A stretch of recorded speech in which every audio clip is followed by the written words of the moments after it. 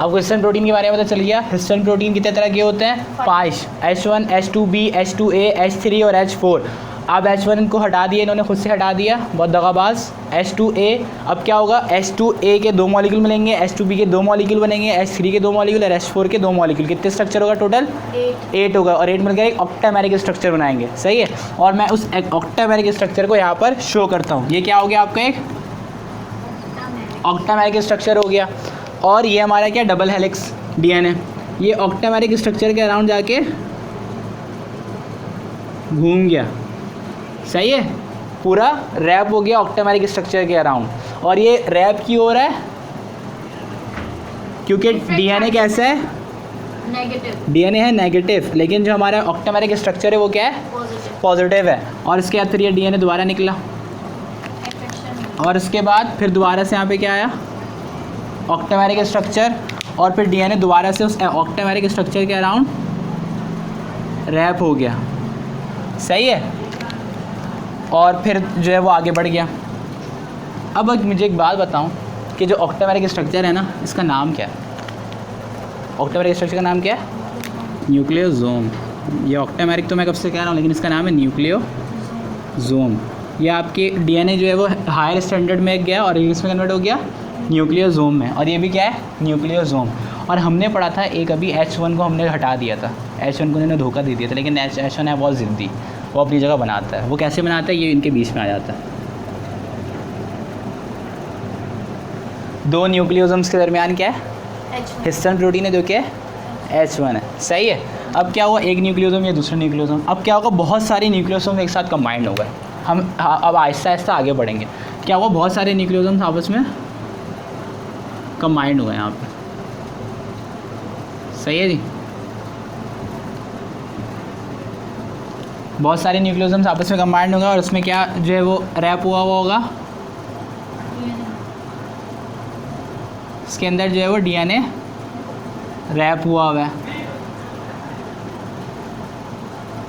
इस पूरे पे DNA रैप हुआ है। अब ये गोल स्ट्रक्चर एक आपने देख लिया। अब क्या होगा? ये एक साथ कंबाइंड हुए और मैं इनको एक कलेक्टिवली एक छोटे से उससे दिखा रहा हूँ। ये क्या है? ये एक न्यूक्लियोसोम नहीं है, ये बहुत सारे न्यूक्लियोसोम्स को यहाँ पे मैं दिखा रहा हूँ। इसको मैं ना इस रोक में बना देता हूँ, सही है। अब क्या होगा? ये बहुत सारे न्यूक्लियोसोम्स आपस में कंबाइंड होंगे।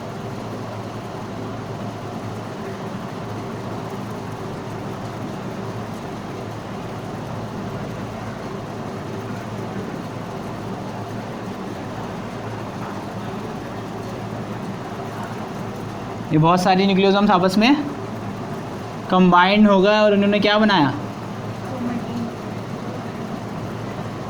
उन्होंने बना दिया क्रोमेटिन।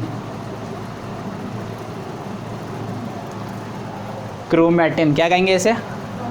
क्रोमेटिन। अब आपको पता चल गया कि न्यूक्लियोसोम आपस में कंबाइंड होकर क्या बनाते हैं? क्रोमेटिन बनाते हैं। लेकिन हमने पढ़ा था जो क्रोमोसोम होता है, आखिर में क्रोमोसोम बनेगा ना, तो हमने पढ़ा था कि जो क्रोमोसोम है, क्रोमोसोम में क्रोमेटिन फाइबर्स होते हैं। फ़र्ज़ करें ये एक क्रोमेटिन फाइबर है, दूसरा क्रोमेटिन फाइबर है। क्रोमेटिन फाइबर में ना, अब क्रोमेटिन को किस में कन्वर्ट होना है? क्रोमेटिन फाइबर में या क्रोमेटिड में, है ना। क्रोमेटिन को किस में कन्वर्ट होना है? क्रोमेटिन फाइबर्स में। अब होगा क्या कि एक सिंगल स्ट्रैंड आएगा और ये जो है ना इसके साइड में आ जाएंगे। अब आप ऐसे समझें कि ये जो एक पूरा न्यूक्लियोसोम में कनेक्शन था जिससे हमने क्रोमेटिन कहा, ये इसको मैं ऐसे रिप्रेजेंट कर रहा हूँ, सही है। अब ये जो है वो यहाँ पर ऐसे आके अरेंज हो जाएंगे,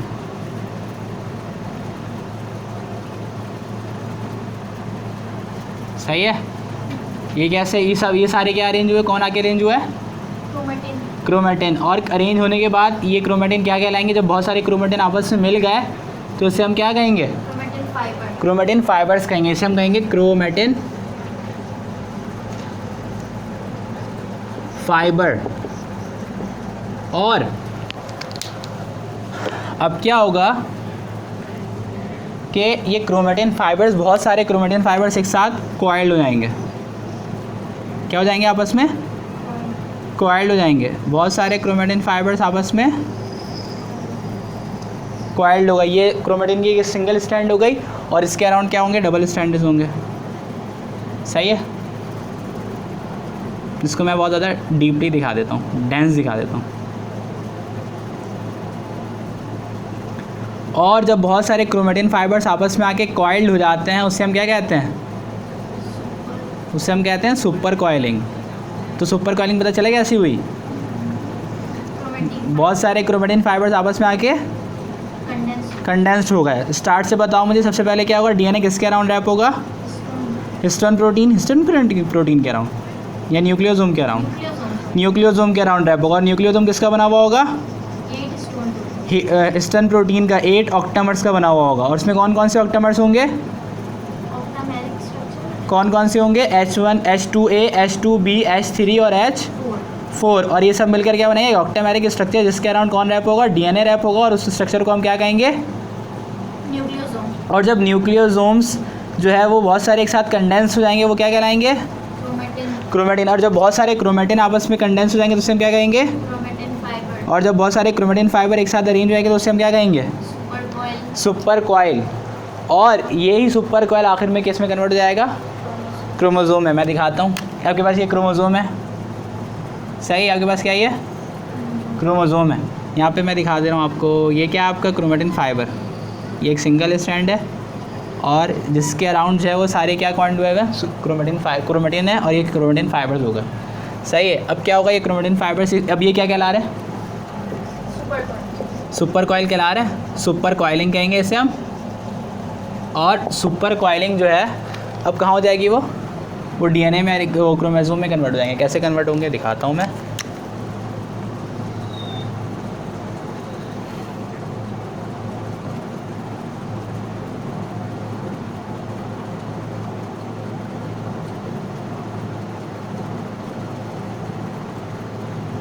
ये क्यों है, ये क्या है, क्रोमोसोम। क्रोमोसोम कैसे बना, सुपर कॉइल से बना। ठीक है जी, अब हम दोबारा से उल्टा स्टार्ट करते हैं। पहले क्या आपके पास, नहीं उल्टा स्टार्ट करेंगे। अब हम क्रोमोसोम है, क्रोमोसोम जो है वो किससे बना हुआ है आपका, क्रोमोसोम किससे बनता है, सुपर कॉइल से बनता है। और सुपर कॉइल किससे बनते हैं, क्रोमेटिन फाइबर से बनते हैं। और क्रोमेटिन फाइबर्स में क्या लगे हुए होते हैं, और क्रोमेटिन दरअसल में है क्या, की कलेक्शन। और न्यूक्लियोसोम की कलेक्शन में न्यूक्लियोसोम्स होते हैं बहुत सारे, और दो न्यूक्लियोसोम्स के दरमियान क्या पाया जाता है, एक हिस्टोन प्रोटीन पाया जाता है जो कि H1 है। अच्छा, न्यूक्लियोसोम के अंदर क्या होता है, एक डीएनए और हिस्टोन प्रोटीन्स। कौन कौन से हिस्टोन प्रोटीन्स, 4 तरह के। कौन कौन से, H2B, H3 और H4। और उस बस ये जो है वो ऑक्टामेरिक स्ट्रक्चर है, इसे हम न्यूक्लियोसोम कहते हैं। और ये रैप क्यों होता है, क्योंकि हिस्टोन प्रोटीन कैसे हैं, पॉजिटिवली चार्ज, क्योंकि बेसिक अमीनो एसिड के बने हुए हैं। और डीएनए कैसा है, नेगेटिवली चार्ज है। और इस तरह से इनमें कंडेंसेशन हो जाती है। आ गई बात समझ में। बस एक बात रह गई और वो ये कि यूक्रोमेटिन और हेट्रोक्रोमेटिन। आपके जो क्रोमोसोम्स है ना, आपके क्रोमोसोम्स 2 तरह के होते हैं। मैंने आपका क्रोमोसोम बना के दिखाया, अब मैं उसी पे बात कर लेता हूँ कि आपके पास क्रोमोसोम है ना, क्रोमोसोम में आपके पास 2 रीजन्स होते हैं, 2 तरह के रीजन्स होते हैं। एक फर्स्ट करें, इस रीजन की बात कर रहा हूँ, एक वो रीजन जो कि हाईली कंडेंस्ड होता है। कैसा होता है, हाईली कंडेंस। ये रीजन कैसा है, हाईली कंडेंस है।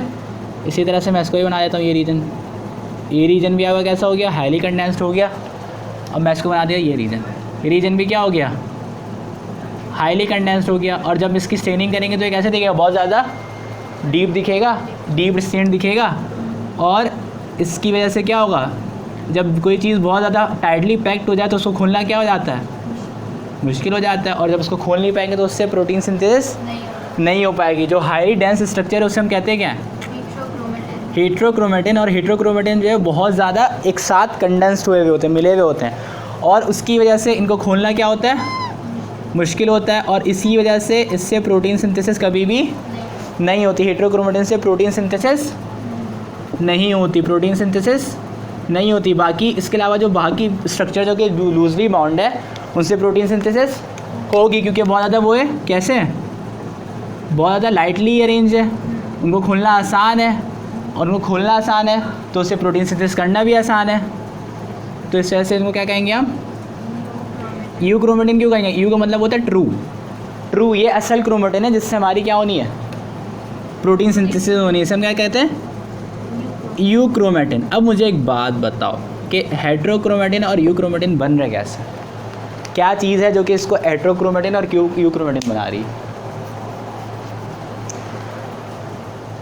क्रोमोसोम के किसी किसी पार्ट में सुपर कॉइलिंग ज़्यादा हो जाए हो क्यों?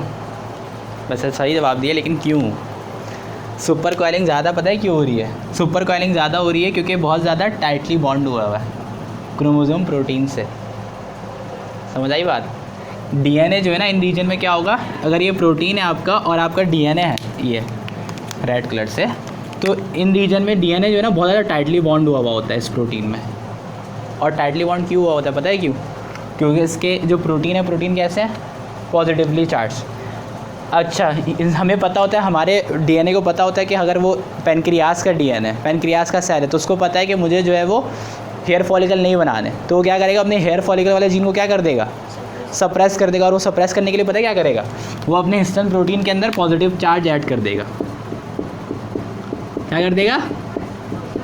पॉजिटिव चार्ज ऐड कर देगा। जब पॉजिटिव चार्ज बढ़ जाएंगे तो अट्रैक्शन बढ़ जाएगी और डीएनए हिस्टोन प्रोटीन के अराउंड बहुत ज़्यादा टाइटली पैक्ड हो जाएगा, और वो जो रीजन है वो ज़्यादा क्या हो जाएगा? हाईली कंडेंस्ड हो जाएगा, और वहाँ पे प्रोटीन सिंथेसिस नहीं होगी, वहाँ पे हेयर फॉलिकल नहीं बनेंगे। इसी तरह हेयर फॉलिकल को पता है कि मुझे इंसुलिन नहीं बनाना, तो अपने इंसुलिन वाले जीन को क्या कर देगा? सप्रेस करेगा। कैसे सप्रेस करेगा? बाय एडिंग पॉजिटिव चार्ज, जिसकी वजह से वो एरिया हाईली कंडेंस हो गया, और हाईली कंडेंसेशन की वजह से प्रोटीन सिंथेसिस नहीं हो पाया और वो रीजन हेट्रोक्रोमेटिन में कन्वर्ट हो गया। अच्छा, ये पॉजिटिव चार्ज कैसे होंगे? ऐड कैसे होंगे? By adding different molecules. हम डिफरेंट मॉलिक्यूल्स ऐड कर देंगे जो कि पॉजिटिवली चार्ज होते हैं।